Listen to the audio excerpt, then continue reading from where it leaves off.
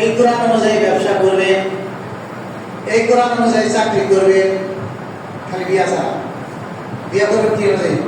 কথা বলেন, বুঝেন না? এই কোরআন অনুযায়ী বিয়া করবেন, এই কোরআন অনুযায়ী কি রাজনীতি করতে হবে। করেন, ভালো করে বুঝেন, ভুল হইলে বললেন। এই কোরআন অনুযায়ী সব কিছু আপনার করতে হবে। এই কোরআন অনুযায়ী বোনের হক, এই কোরআন অনুযায়ী বোনের হক বোনকে দিয়ে দিতে হবে। এই কোরআন অনুযায়ী বাপের হক বাপকে দিতে হবে। এই কোরআন অনুযায়ী মার হক মাকে দিতে হবে। এই কোরআন অনুযায়ী বউর হক বউকে দিতে হবে। আপনাকে দেন। এই কোরআন অনুযায়ী বোনের হক বোনকে দেন না, স্ত্রীর হক স্ত্রী দেন না, স্বামীর হক স্বামীকে দেন না। এই কোরআন অনুযায়ী সন্তান লালন পালন করেন না। এই কোরআন অনুযায়ী সন্তান কিভাবে লালন পালন করবেন, এই কোরআন অনুযায়ী সন্তানকে কোরআন হাদিস প্রথমে শিক্ষা দিবেন। অধিকাংশ মানুষ দেয় না। এই কোরআন অনুযায়ী কি বলেন? এই কোরআন অনুযায়ী গাজীপুরের 10 কোর্ট চলবে, এই কোরআন অনুযায়ী সুপ্রিম কোর্ট চলবে, হাই কোর্ট চলবে, এই কোরআন অনুযায়ী তারেক জিয়া চলবে, এই কোরআন অনুযায়ী ওই সংসদ ভবন চলবে, চলবে না? এই কোরআন অনুযায়ী সচিবালয় চলবে। এই কাজটাই এই কোরআনের। আপনার কোনো জায়গায় তো এই কোরআন নাই, আছে? কোরআন যেহেতু নাই, তার মানে কি ওমান আলাদা। এই কোরআন থাকা সত্ত্বেও আপনি কোরআনের আইন সংসদে নিলেন না, সমাজে নিলেন না, তারাই হলো উৎকৃষ্ট প্রদর্শন করলো। আর তাদেরকে আল্লাহ তাবারক ওয়া তাআলা হাশরের ময়দানে অন্ধ করে উঠাবে। আল্লাহ তাবারক ওয়া তাআলা বলেন, এই কোরআন বাস্তবায়ন করার জন্য আল্লাহর জমিনে কারা সংগ্রাম করবে? এই কোরআন বাস্তবায়ন করার জন্য আল্লাহর জমিনে পৃথিবীর বুকে কারা সম্মান করবে? আল্লাহ তাবারক ওয়া তাআলা সূরা নিসা ৭ নম্বর আয়াতে বলেন, ফারিকাতিল ফি সাবিলিল্লাহ। এই কোরআন বাস্তবায়ন করার, এই কোরআন মানা তারাই যুদ্ধ, কারা?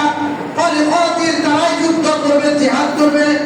আল্লাযীনা ইয়াশরুনাল হায়াতাদ দুনিয়া বিল আখিরাহ। এই কোরআনটা আপনাকে ধারণ করতে তারাই পারবে। কোরআনের বিধান এই সমাজে প্রতিষ্ঠা করার সম্মান তারাই করার যোগ্য।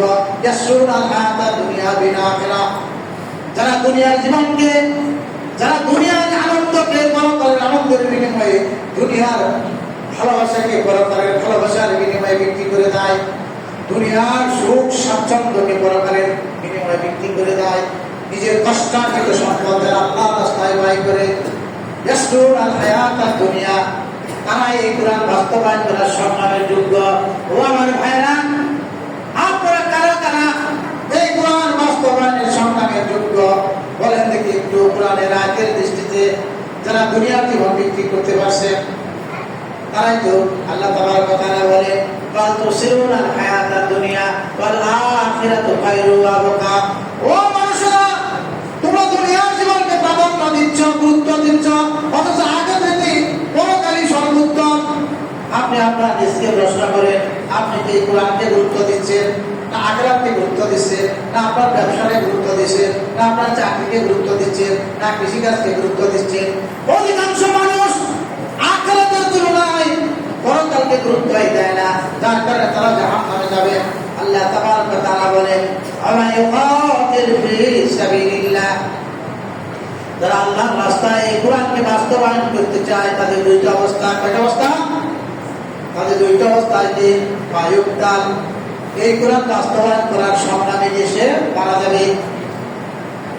যেমনি করে সাহাবায়ে কেরাম মারা গিয়েছিলেন, শহীদ হয়েছিলেন বদরের যুদ্ধে, খন্দকের যুদ্ধে, তায়েফের যুদ্ধে। মারা যায় না সাহাবীরা? কি জন্য মারা গেছিল? আমির হামজা কেন শহীদ হলেন? বলেন দেখি। শত শত সাহাবী কেন শহীদ হলেন? একটি মাত্র কারণে, এই কোরআন মানার কারণে। এই কোরআন মানার কারণে, এই কোরআনের বিধানকে আল্লাহর জমিনে প্রতিষ্ঠা করার সংগ্রাম করার কারণে ওদের যুদ্ধ। আজকাল দিনেও যারা এই কোরআনকে সংসদে চালাতে যাবে, ওই ইউনিয়ন পরিষদে নিতে যাবে, ওই উপজেলায় নিতে যাবে, ওই জেলা প্রশাসনের কার্যালয়ে নিতে যাবে, তাদের অবস্থা দুইটা এক, বায়ুত্তাল। তারা এটা বাস্তবায়ন করার সংগ্রাম করতে গেলে যারা এই কোরআন চায় না তাদের হাতে তারা মারা যাবে। আও একলি বড় তাদেরকে পরাজিত হলে বিজয়ী হবে। আল্লাহ বলেন, ফাসাউফা নুতিহি আজরান আযীমা। বললো শান্তি, বাঁচতেও